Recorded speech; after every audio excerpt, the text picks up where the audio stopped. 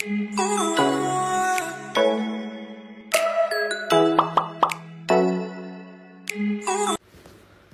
teman-teman bidan semua, kembali lagi di channel YouTube Official Bidan. Kali ini kita akan bahas tentang tingkatan posyandu, teman-teman. Adakah teman-teman yang belum tahu apa aja tingkatan posyandu? Oke, buat teman-teman bidan yang belum tahu tentang tingkatan posyandu ataupun yang udah tahu tapi mau belajar lagi lebih lanjut biar paham lagi tentang tingkatan posyandu, silahkan tonton video ini sampai selesai ya teman-teman, jangan di skip-skip sama sekali. Kemudian yang belum subscribe silahkan di subscribe dan di like. Kemudian yang mau request soal untuk video selanjutnya silahkan chat di kolom komentar. Kita langsung aja ya bahas ke soal nomor 1. Posyandu di Desa B telah berjalan setiap bulan. Dari hasil laporan dijumpai 45 balita. Cakupan kegiatan lebih dari 50%, tetapi peserta dana sehat kurang dari 50%. Terdapat 6 orang kader yang aktif setiap bulan. Pada bulan lalu didapatkan K1 dan K4 ibu hamil masing-masing 80%, serta dijumpai 1 balita dengan BB di KMS berada di bawah garis merah. Kegiatan kelas ibu hamil dilakukan secara rutin. Pertanyaannya, apakah tingkat kegiatan posyandu di desa tersebut? A. Pratama, B. Madya, C. Purnama, D. Mandiri, E. Menengah. Apa ini teman-teman? Sebelum jawab soal, kita pastikan dulu kata kuncinya di soal ya teman-teman. Kalau untuk tingkatan posyandu itu ada 8 indikator teman-teman. Yang pertama itu frekuensi penimbangan. Di sini frekuensi penimbangannya berapa? Di sini berjalan setiap bulan, maka frekuensi penimbangannya setiap bulan itu berarti 1 tahun ada berapa bulan? Berarti 12 bulan ya teman-teman. Berarti dia sudah lebih dari 8 kali ya. Kemudian indikator yang kedua itu kadernya yang bertugas berapa? Di sini berapa nih kadernya? Terdapat 6 orang kader yang aktif. Berarti sudah lebih dari 5 kader. Setelah kader, cakupan D/S-nya. Nih, di sini cakupan kegiatan lebih dari 50%. Kemudian cakupan kumulatif pada program KB, KIA, imunisasi biasanya. Nah, di sini berapa nih? Pada bulan lalu dapatkan K1, K4 ibu hamil 80%, teman-teman. Kemudian program tambahan ada nggak di posyandu ini? Kalau dia ada nih, kalau di sini di soal ini dia ada kegiatan kelas ibu hamil. Kemudian cakupan dana sehatnya berapa nih? Dana sehat di sini 50%. Nah, berarti ini apa nih gitu. Jadi ada 8 indikator. Paham ya teman-teman? Kita ulangin biar teman-teman makin paham. Indikator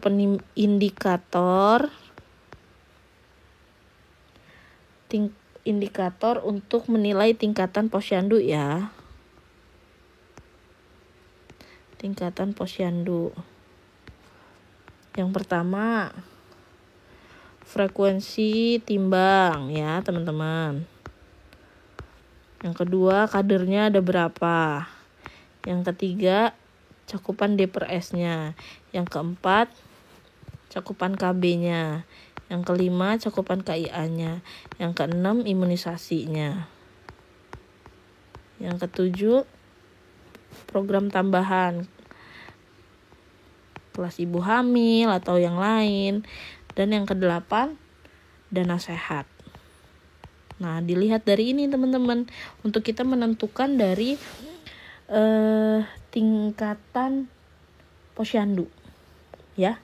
Jadi kalau Pratama itu frekuensi timbangnya kurang dari 8 kalau Pratama frekuensi timbangnya ya. Jadi dia tuh dalam setahun itu belum dilaksanakan setiap bulan posyandunya. Kemudian kadernya juga masih kurang dari 5 kadernya kalau yang Pratama. Kemudian cakupan D/S-nya masih kurang dari 50% teman-teman. Untuk KB, KIA, imunisasi juga masih kurang dari 50%. Kurang dari 50% KB, kurang dari 50% KIA, kurang dari 50% untuk imunisasi.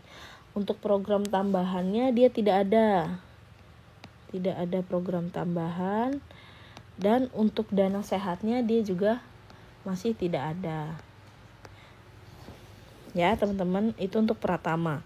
Kalau untuk tingkatan Posyandu Madya, dia frekuensi timbangnya itu juga udah lebih dari 8 frekuensi timbangnya. Ya. Kadernya udah lebih dari 5 teman-teman. D per S-nya kalau Madya itu 50%, kurang dari 50% juga masih sama. Cuma yang membedakan dia di frekuensi timbang sama di jumlah kadernya. Untuk KB-nya juga masih kurang dari 50%, untuk KIA-nya juga masih kurang dari 50%, untuk imunisasinya juga masih kurang dari 50%. Tapi untuk program tambahan dia juga nggak ada, belum ada ya kalau di Madya. Tapi untuk dana sehatnya dia 50%, teman-teman. Itu kalau Madya. Kalau Purnama itu dia juga frekuensi timbang sudah lebih dari 8 kali, kader juga lebih dari 5, tapi untuk cakupan rata D per S-nya itu dia sudah lebih dari 50%. Untuk KB-nya dia juga lebih dari 50%, untuk KIA-nya juga dia lebih dari 50%, untuk imunisasinya juga dia lebih dari 50%, teman-teman. Untuk program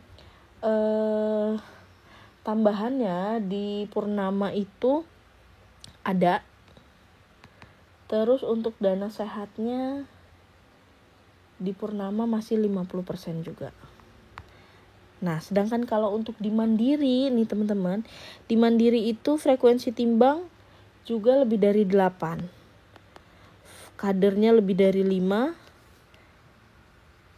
D per S-nya lebih dari 50%. KB-nya juga lebih dari 50%.